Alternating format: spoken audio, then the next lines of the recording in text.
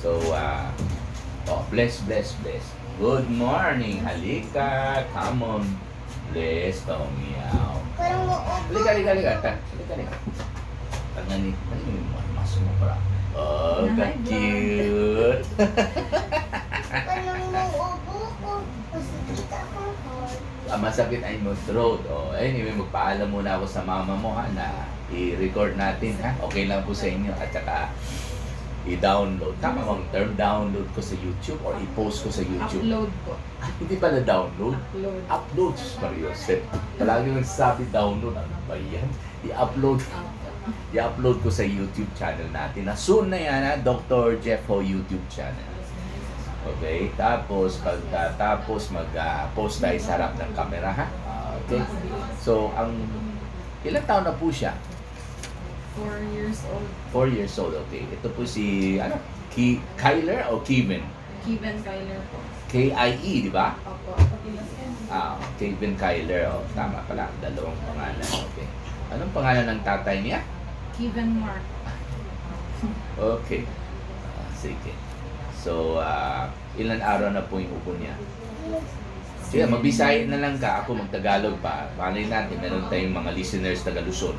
Okay? Magbisaya lang. Sige, ilan araw na po yung upo niya? Ano, Doc? Since Sunday, dry cough.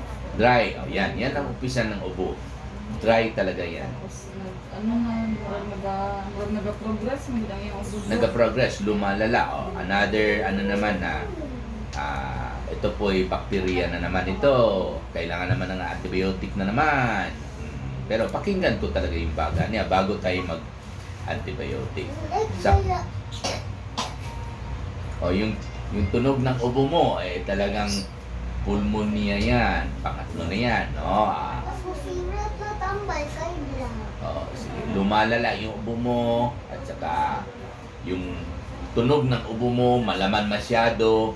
Nag-umpisa ito sa dry cough, sabi ng mama mo, ganun talagang pulmonya. Pag sa unang araw, pagpasok ng mikrobyo, mamamaga ang baga. Kaya, dahil walang plema, dry ang cough. Pero pag napabayaan na for 2 to 3 days, ayan, kainin ng mikrobyo yung baga mo, at ang mangyari sa baga mo, magkakaroon tayo ng basura dyan sa baga mo. Yung basura naman, inaalis naman ng Panginoon. May paraan dyan, no? Kaya ang plema, yun ang basura, yung plema. Kaya yung plema, umaakyat. Kaya pag meron na pang plema, ibig sabihin, lumalala na yung pulmonya niya. Okay? Kasi sa unang araw nga, first 2 days, dry ang cough. After 2 days, okay, pag kinakain ng mikrobyo ang baga, siyempre, meron talaga mga basura or nana, or ang tawag natin dyan ay plema. Yung plema, nana rin yan. Okay? Kaya yung totoong plema ng pulmonya ay yung dilaw na kulay at saka minsan may dugo na parang nana at saka minsan amoy langsa o amoy taya. So, ngayon po ay day 4 or rather Sunday, Monday, Tuesday, Wednesday, Thursday. Thursday ba ngayon? Yes, day 5 na. Ang bright mo naman. Di ba sinabihin kita pag... Ayan. Kaya nag-YouTube tayo Palagi tayo nagsisermon. Hindi naman sa ipapahiya natin yung ating mga pasyente, no? Okay? Alam naman nila yung ugali ko. Okay? Palagi tayo nagsisermon. Kayo rin, alam ko, maraming mga magulang dyan, ha? At mga anak na matigas na ulo. Ayan, ha? Na hinahayaan. Okay? Hindi naman sa sinadya. Wala naman nanay na gustong pabayaan yung sakit ng mga anak nila. Siyempre, minsan, oras, pera, yan. At saka malayo pa sa doktor. Baka sige, hintayin lang natin baka mawala yung ubo. Ito, inumin mo ito. Ito, inumin mo ito. Baka mawala yan. Pero, siyempre, pag tumatagal yung ubo, delikado. Pang-5 araw na po ito. Sige. So, wala namang problema sa paglunok, no? Wala. May sipon rin. Minsan. Walang sakit sa ipin, wala. Tenga, wala. Okay. Sa neck lang. Okay. Neck. Dito, neck. Okay. Tapos, ihi, walang problema. Wala. Dumi, walang problema. Nakabook man siya. Ha? Wala po. Ito, kain, lalong walang problema. Ito, ha? Sobrang kain nga eh. Sige, titingnan natin yung ano mo, ha? Okay. Sige na, may I see your... Very good. Say, labas ang dila. Maganda. Okay. Okay, man.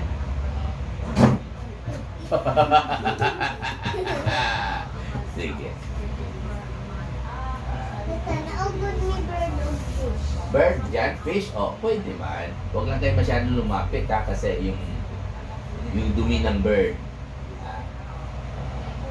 Lalo na pagtuyo na yung dumi eh. Siyempre, Ano, wala na lutot ng fish. Di ka untag okay. Wala nang luto ng? Ha? Ang weekend. Okay. Upo. Good. Sige. Inhale, exhale. Sige pa. Sige pa. Pero wala pang lagnat? O meron na po? Wala pa ever since? Yes, do. Siguro, pero yung unang araw, siguro linggo, nagkaroon siya ng konting lagnat, hindi mo lang napansin Ay, siguro. di. Temp na ko siya, Doc. Slight lang. Ilan po? 37, 37.1, Ay, 36.9. Wala pa. 30, wala pang fever yan. Ang cut-off namin is 37.5, di ba? Okay. Anong oras niyo kinuha na ng temperature? Baka hindi from 6 p.m. to 10 p.m. Di ba sabi ko, sa umpisa ng infection, hindi lang pneumonia, UTI, bat tonsillitis. Kadalasan sa umpisa ng infection, yung unang linggo, first 7 days ng infection, ang lagnat kadalasan sa gabi, between 6 p.m. to 10 p.m. So, anong oras tinitake niyo yung temperature niya? Bedtime. Bedtime rin? Sige. Saan ka? Sit down, Ken. Sit down. Sige lang. So, ano? Mag-umpisa naman tayo sa cefalexin o diretso naman tayo sa matapang na antibiotic. Kailan yung last time siya nag-cefixime? Ha? Last month. Last month? Dahil po sa ubo niya? Dili do katong siya nag-HFMD. I see, okay. I-try lang muna natin cefalexin, ha? Kasi malikot pa eh. Uy, pero kailangan ha, hindi pwede magtakbo sa labas ha, hindi pwede magdagan sa gawas ha, bawal mag-ambak-ambak, bawal magtalon ng talon ha, bawal maligo sa Jump. kinig, bawal maligo sa dagat at saka sa swimming pool ha, ligo lang po sa banyo ha, at saka Nagod mo ito motor, okay. Ano yung motor? Meron binili na to, Gift ng sa ni Papa. patay. Last year pa man Last do. year pa, pero hindi po pwede sumakay yung motor mo. Electric yun or battery? Electric? Chargeable. Chargeable. Eh, wag muna, 7 days. 7 araw, walang motor-motor, ha? Okay, 7 araw, upo lang kayo sa bahay. Lingkod, mag-aral, magbasa, read and write para ma-bright. At saka mag-pray kayo, ha? Okay? Okay, 7 araw, Ako kabalo ang read. patay. Anong grade na ba ito? Kinder to Kinder 1. Hindi pa siya marunong naman siguro. Ang ginagawa. Oo. Suruan mo naman. Napadudsuba. Oo, sige. Tapos, 7 araw, ha, matulog kayo after lunch tapos ng tanghali. Pag humanog paniud to, tulog mo, ha? 7 araw, ha, pagkatapos ng hapunan, tulog, ha? Ha? Pag humanog panihapon, tulog. Ha? Walang cellphone, ha? Walang cellphone from 5 p.m. ng hapon. 5 p.m. alas 5 ng hapon, no more cellphone. Walang gadget yan. Tapos alas 6:30, tulog na kayo. Ha? Kailangan siya ng medical certificate? Yes, do. Okay. 10 ml na lang natin cefalexin 3 times a day for 7 days. Tapos, salbutamol niya 4 ml 3 times a day. Okay. May sipon ba po siya? Ay, minsan. Minsan lang, no? Pero okay man yung ilong niya, wala naman. So, yun lang. Ha? So, cefalexin para sa mikrobyo 3 times a day. Tapos, ang ubo niya 3 times a day, salbutamol. So, mag-start na po tayo ngayon now. para sa breakfast, 10 ml, 4 ml. Tapos ang next dose niya, alas 4, 4 hours from now, 4 p.m. yung pangalang doses niya. And finally, 8 p.m. mamayang gabi, another 4 hours from second doses, alas 8 ng gabi. Ha? Then bukas, before breakfast, 6 a.m., before lunch, 11 a.m., before dinner, 5 p.m. Ha? Okay? Sige, wala na problema. Medicine. Ha? Medicine. MedCert. Oh. Pag meron kayong problema sa gamot o sa sakit, text lang po kayo or tawag lang kayo sa akin. Pag meron kayong problema sa pera, huwag kayong lumapit sa akin. Gutom siguro ito. Yan. Tagay daw po o biscuit be, upat ka po. Napadiha? Si upat.